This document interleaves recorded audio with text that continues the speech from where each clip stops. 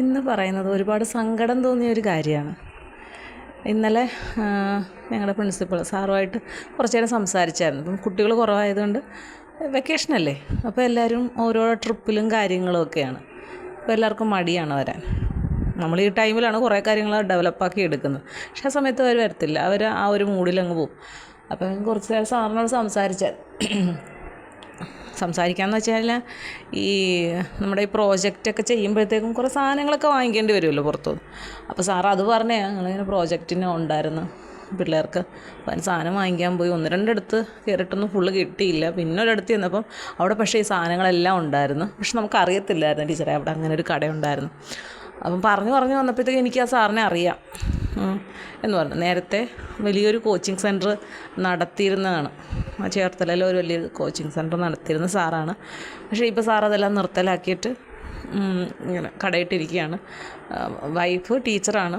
2 വർഷം കൂടെ കണ്ടു കഴിഞ്ഞാൽ റിട്ടയർ ആവും അങ്ങനെ പറഞ്ഞു. അപ്പം എന്താണ് ഈ അത്രയും വലിയൊരു സ്ഥാപനം നിർത്താനുള്ള കാരണം ചോദിച്ചുമ്പോൾ പിള്ളേരുമായിട്ട് നമുക്ക് മുന്നോട്ട് പോകാൻ പറ്റുന്നേ ഇല്ല. നമുക്ക് അമിതമായിട്ട് ദേഷ്യം തോന്നുന്നു. പിന്നെ അങ്ങോട്ട് ചില ഇടയ്ക്കിടയ്ക്ക് ചുമയ്ക്കും. വേറെ ഒന്നും തോന്നരുത്.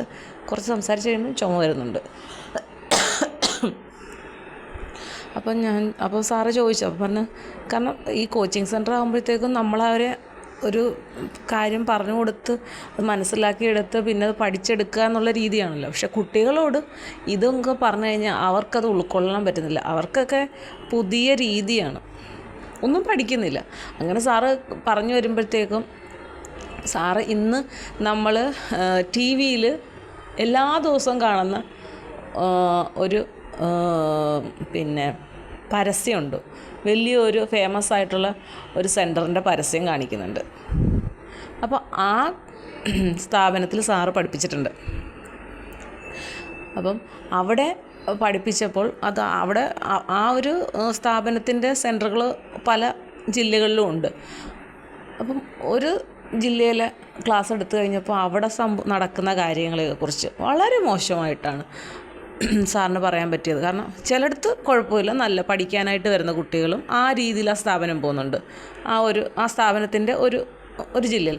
മറ്റൊരു ജില്ലയിൽ തിരുവനന്തപുരത്തിൻ്റെ കാര്യമാണ് പറഞ്ഞു കഴിഞ്ഞപ്പോഴത്തേക്കും വളരെ മോശമായിട്ട് സാറിന് ലാസ്റ്റ് ബുദ്ധിമുട്ടുണ്ടാകുന്നു അവിടെ എന്താണ് നടക്കുന്നതെന്നുള്ള രീതിയിൽ. കാരണം പിള്ളേർക്ക് സർവ്വസ്വാതന്ത്ര്യം കൊടുത്തിട്ട് പിള്ളേരത് മാക്സിമം യൂട്ടിലൈസ് ചെയ്യുകയാണ്. അത് ഏതൊക്കെ രീതിയിൽ യൂട്ടിലൈസ് ചെയ്യുക, അത് എല്ലാ രീതിയിലും കുട്ടികൾ അങ്ങനെ പോകുന്നു. എന്നിട്ട് പറഞ്ഞു സാറ്, ഞാൻ പറഞ്ഞു സാറേ, നമ്മളൊക്കെ ഓർത്തോലെ ഭാഗ്യമുള്ളവരാണ്. കാരണം നമ്മുടെ ഗുരുക്കന്മാരിൽ നിന്ന് നമുക്കൊരു നമ്മളായിട്ട് അവരെ വേദനിപ്പിക്കാനോ അവർക്ക് നമ്മളോടൊരു ദേഷ്യം തോന്നാനുള്ള ഒരു സാഹചര്യം നമ്മളാരും ഉണ്ടാക്കിയിട്ടില്ല സാറേ. അതോർത്താൽ നമുക്ക് നല്ലൊരു അതൊരു ഭാഗ്യമാണ്. അപ്പോൾ കുറച്ച് നാളിന് മുമ്പ് ജനിക്കാൻ പറ്റുമല്ലോ. പക്ഷേ ഇപ്പോൾ ജനിക്കുന്ന ആ കുട്ടികളുടെയൊക്കെ ഭാവി അവരുടെ രീതി എന്താകുമോ എന്നുള്ള കാര്യത്തിൽ നമുക്ക് നല്ല വിഷമമുണ്ട്. ഇപ്പോൾ പെട്ടെന്ന് ഞാൻ എൻ്റെ മാനസയൊക്കെ എങ്ങനെയായിരിക്കും പഠിക്കുക എന്നൊക്കെ ഞാൻ സാറിനോട് പറയുകയും ചെയ്തു. പിള്ളേർക്ക് ഈ സ്വാതന്ത്ര്യം കൂടിയിട്ട് കുറേ എണ്ണം ടീച്ചറെ കഞ്ചാവ് അടിച്ച് വെള്ളം അടിച്ച് കുറേ എണ്ണം എയ്ഡ്സും പിടിച്ച് നടപ്പുണ്ട് എന്ന് പറഞ്ഞു. അപ്പം ആ ഒരു രീതിയിലേക്ക് സാറ് അറിയണമെന്നുണ്ടെങ്കിൽ എന്തായിരിക്കും, അത് ഏതൊക്കെ സ്ഥലത്തൊക്കെയാണെന്നൊക്കെ സാറ് പറഞ്ഞു. എവിടെയൊക്കെയാണ് പിള്ളേരിങ്ങനെ തലതിരിഞ്ഞ് നടക്കുന്നതെന്ന്. വീട്ടുകാരോട് ട്യൂഷൻ സെൻ്ററിൽ വരുന്നവരുടെ എന്താണ് വരാത്തത് നമ്മൾ ചോദിച്ചു കഴിഞ്ഞാൽ അവർക്ക് എന്തെങ്കിലും ന്യായീകരണങ്ങളുണ്ട്. വീട്ടുകാർ പറയുന്നത് സാറേ ഒന്നും പറയാൻ നിൽക്കണ്ട, എന്തെങ്കിലും നമ്മൾ എന്താണ് വരാത്തത് നമ്മൾ ഉറക്കം ചോദിച്ചു കഴിഞ്ഞാൽ വേണമെങ്കിൽ നാളെ തൊട്ട് ഞാൻ പോത്തില്ലെന്ന് പറഞ്ഞു കളയും. അതിലും നല്ലത് വരുമ്പോഴെങ്കിലും ആയിക്കോട്ടെ, വന്നിരുന്ന് ക്ലാസ് കേൾക്കട്ടെ സാറേ, അങ്ങനെയെങ്കിലും ആയിക്കോട്ടെ എന്ന് ഞങ്ങൾ വിചാരിക്കുന്നത്. അല്ലാതെ ഒന്നും പറഞ്ഞിട്ട് കാര്യമില്ല പിള്ളേരോട്. അപ്പോൾ ആ രീതിയിൽ പിള്ളേരെ ആക്കി മാറ്റിയതും രക്ഷിതാക്കൾ, ഇങ്ങനെ പറയുന്നതും രക്ഷിതാക്കൾ. സ്വന്തം കുഞ്ഞുങ്ങളുടെ നിയന്ത്രിക്കാൻ കഴിയില്ലാത്ത രക്ഷിതാക്കളെ പിന്നെ അവരെ ഒന്നും പറഞ്ഞിട്ട് കാര്യമില്ല. കുട്ടികൾ എന്ത് പറയുന്നു അത് അപ്പോൾ സാധിച്ചു കൊടുത്ത് പിള്ളേർക്ക് എല്ലാം നടക്കുമെന്നുള്ള രീതി വന്നു.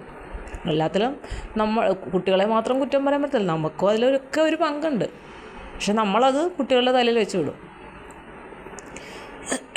കഴിഞ്ഞ ദിവസം തന്നെ ആ സംഭവത്തിൽ ഞാൻ പുസ്തകം ഇല്ലാത്തതിൻ്റെ കാര്യം ചോദിച്ചപ്പോഴത്തേക്കും രക്ഷിതാവ് പിന്നെ വിളിച്ചിട്ട് സാറേ മാക്സിമം പിടിച്ച് നിൽക്കും അവൾ ഒരുപാട് ഇതായി കഴിഞ്ഞപ്പോഴായിരിക്കും പൊട്ടിത്തെറിച്ചതെന്ന്. എന്താണ് ഈ പൊട്ടിത്തെറിക്കാനും മാത്രം ഉണ്ടായത്?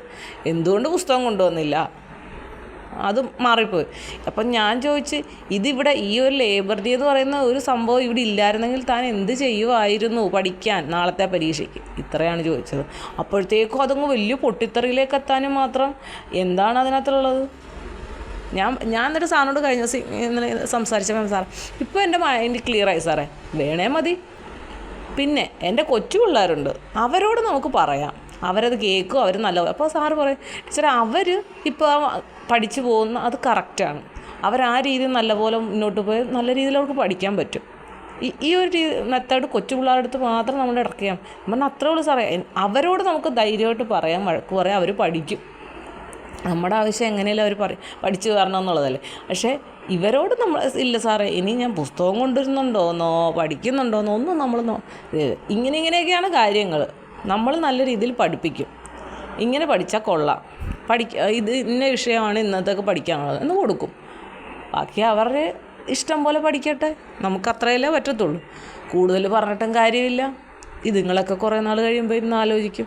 എന്നിട്ട് സാറ് മറ്റൊരു ഉദാഹരണം കൂടെ പറഞ്ഞതെന്ന് വെച്ച് കഴിഞ്ഞാൽ, സിയുടെയൊക്കെ കോച്ചിങ്ങിന് എന്നിട്ട് കിട്ടത്തൊന്നുമില്ല പേപ്പർ. അത് അവർക്ക് മനസ്സിലായി കഴിഞ്ഞിട്ട് വീട്ടുകാരുടെയും കാശ് പോയി പഠിക്കുമ്പോൾ ആ ഒരു വർഷങ്ങൾ നഷ്ടപ്പെടുകയും ചെയ്യുന്നു. ലാസ്റ്റ് പാർട്ട് ടൈമായിട്ട് എന്തെങ്കിലും ഒരു ജോലിയും കൂടെ ചെയ്ത് പഠിത്തം മുന്നോട്ട് കൊണ്ടുപോകാൻ എന്തെങ്കിലും ഒഴിവുണ്ടോ എന്ന് ചോദിച്ചുകൊണ്ട് സാറിനോട് തിരക്കുകയാണ്. ഞാൻ പറഞ്ഞു, ഇവിടെ നല്ല രീതിയിൽ ഡിഗ്രി കഴിഞ്ഞ് നല്ല രീതിയിൽ നിൽക്കുന്ന പിള്ളേർക്ക് ജോലിയില്ല, പിന്നല്ലേ ഇതൊക്കെ പഠിച്ചിട്ട് പാർട്ട് ടൈമായിട്ട്.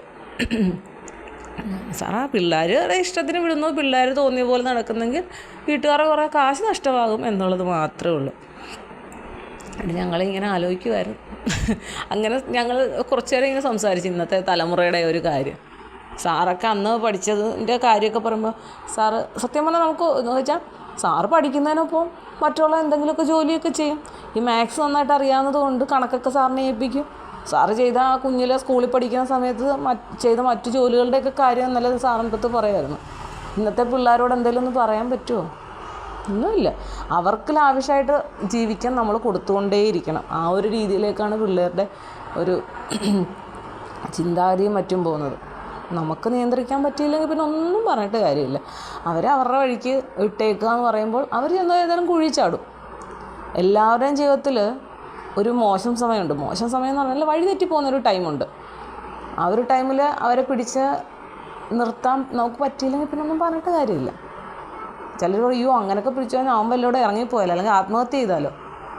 ആത്മഹത്യ ചെയ്തെങ്കിൽ ആ ഒരു ജീവൻ അവിടെ ഇല്ലാണ്ടാകും, നമ്മുടെ കുഞ്ഞും ഇല്ലാണ്ടായി. ഓക്കെ, ഇറങ്ങിപ്പോവുകയാണെങ്കിൽ അവൻ കിടന്ന് അനുഭവിക്കും. പക്ഷേ അവൻ ഏതെങ്കിലും രീതിയിൽ ഒരു മോശ കാര്യങ്ങളിലേക്ക് വീണുപോയി ജീവൻ നശിച്ചു എന്ന് പറയുന്നതിനെക്കാട്ടിലും എത്രയോ ഭേദമാണ് നമ്മളവരെ നന്നാക്കാൻ ശ്രമിച്ചിട്ട് ഇങ്ങനെയാണ് സംഭവിച്ചത്. വല്ല പോലീസ് കേസിലും തുടങ്ങി ജീവിതം മൊത്തം നശിച്ച് നാശമായി എല്ലാ മാറാരോഗമൊക്കെ പിടിച്ചു പോകുന്നതിനെക്കാട്ടിലും എത്രയോ നല്ല നമ്മളവരെ നിയന്ത്രിക്കാനായിട്ട് ശ്രമിക്കുന്നത്. സ്നേഹത്തോടുകൂടി പറഞ്ഞ് മനസ്സിലാക്കി എന്തൊക്കെ ചെയ്യാം നമുക്ക് എന്നൊക്കെ ഞാൻ ചിന്തിക്കും. എല്ലാവർക്കും പേടിയാണ്, മക്കളെ പേടിയാണ് ഇപ്പോൾ രക്ഷിതാക്കൾക്ക്. ആ ഒരു സ്റ്റേജിലാണ് നിൽക്കുന്നത്. നമ്മളൊന്നും പറഞ്ഞിട്ട് കാര്യമില്ല. കാലം പോയ ഒരു പോക്ക്, അത്രേ ഉള്ളൂ. കഴിഞ്ഞ ദിവസം തന്നെ ഒരു കുട്ടിയുണ്ട്, അവനെ മാത്രമേ ഉള്ളൂ സത്യം. അത്രയും കുട്ടികൾ അവിടെ ഉള്ളതിൽ അവനോട് മാത്രം, അവൻ എന്തോ നാണക്കേടാണ് പഠിക്കുന്നത്. അവൻ്റെ അമ്മയോട് ഞാൻ പറഞ്ഞു വിട്ട്, ഇളയെക്കുറിച്ചും ഈ മൂത്ത ആളും കൂടെ ഒരേ സമയത്ത് ക്ലാസ്സിന് വരാൻ പറയണം, ഞാനത് ശരിയാക്കി എടുക്കാമെന്ന് പറഞ്ഞിട്ട് അന്നത്തെ ദിവസം ആ പറഞ്ഞു വിട്ടതിൻ്റെ പിറ്റേ ദിവസം തൊട്ട് ഈ ഇളയ കുട്ടിയും കൂടെ വന്നിട്ടില്ല. ഇത്രയും ദിവസമായിട്ട് വല്ല പനിയോ വല്ല എന്ത് അറിയത്തില്ല, ഇതുവരെയും വന്നിട്ടില്ല. അപ്പം ഞാൻ ഓർക്കുക എന്താണ് സംഭവിക്കുക. കാരണം അച്ഛൻ ജോലിക്ക് പോകുന്നു, അമ്മയും ജോലിക്ക് പോകുന്നു, വീട്ടിൽ അമ്മൂമ്മ മാത്രമാണുള്ളത്. സത്യം പറഞ്ഞാൽ ആ സ്ത്രീ നൈറ്റും ഡേയും ഒക്കെ ഡ്യൂട്ടി മാറി മാറി വരുന്നതാണ്. അതവരിങ്ങനെ സംസാരിച്ചപ്പോൾ അവരുടെ കണ്ണ് നിറയുന്നത് ഞാൻ കണ്ടു. ആ അമ്മയുടെ ആ ഒരു വെങ്ങല് നമുക്ക് മനസ്സിലാകും. ജോലി ചെയ്ത് ആ ഒരു കാശ് എത്ര രൂപ ഒരു മാസം കുട്ടികൾക്ക് വേണ്ടി ചിലവാക്കാനായിട്ട് മാറ്റി വയ്ക്കണം. അപ്പോൾ അത്രയും കഷ്ടപ്പെട്ട് വരുമ്പോഴത്തേക്കും കുട്ടികൾ ആ രീതിയിൽ പോകുന്നില്ല എന്ന് പറയുമ്പം ഞാൻ പറഞ്ഞു, ഏതായാലും അവനെയും കൂടെ വിട്, ഇവരുടെ കൂടെ വിട്, ഞാൻ മാക്സിമം ശ്രമിക്കാം എന്നൊരു വാക്ക് ഞാൻ കൊടുത്തിട്ടുണ്ട്. ഇനി അവനെന്നെ എന്തൊക്കെ പ്രാകുമെന്ന് എനിക്കറിയത്തില്ല, എന്നാലും കുഴപ്പമില്ല. എനിക്ക് അതിലൊന്നും ഞാൻ ഒരു വിഷമോ അല്ല അങ്ങനെ പറഞ്ഞല്ലോ അല്ല കുട്ടികൾ തിരിച്ചു പറയല്ലോ, കുട്ടികൾ മോശം പറയല്ലോ എന്നൊന്നും ഞാൻ ചിന്തിക്കില്ല. അവരെന്നെ എന്ത് വേണമെങ്കിലും പറഞ്ഞിട്ട് ഒരു കാലത്ത് അവർ നമ്മളെക്കുറിച്ച് ഓർത്ത് അയ്യോ അന്ന് ടീച്ചർ പറഞ്ഞത് കേട്ടതുകൊണ്ട് കാര്യമായി ഇന്നെങ്കിലും, അല്ലെങ്കിൽ ആ ടീച്ചർ അങ്ങനെ അന്ന് പറഞ്ഞത് അത് കേട്ടിരുന്നെങ്കിൽ എന്ന് ചിന്തിക്കുന്നിടത്ത് തീർന്നു എല്ലാ പ്രശ്നങ്ങളും. നമ്മുടെ ഭാഗം ഞാനെന്തായാലും ക്ലിയർ ചെയ്ത് പോകും. പറയാൻ പറ്റുന്ന കുട്ടികളോട് പറയും എന്ന് കരുതി തന്നെ മുന്നോട്ട് പോവുകയാണ്. നമ്മളങ്ങനെ അവരെ ഉപേക്ഷിക്കുന്നത് ശരിയല്ലല്ലോ, അല്ലേ? അവർ കുഞ്ഞുങ്ങളല്ലേ, അവർക്ക് അറിയാത്തത് കൊണ്ടല്ലേ. ഇതൊക്കെയാണ് ഇപ്പോഴത്തെ ഒരു പ്രശ്നങ്ങൾ. ഓക്കെ.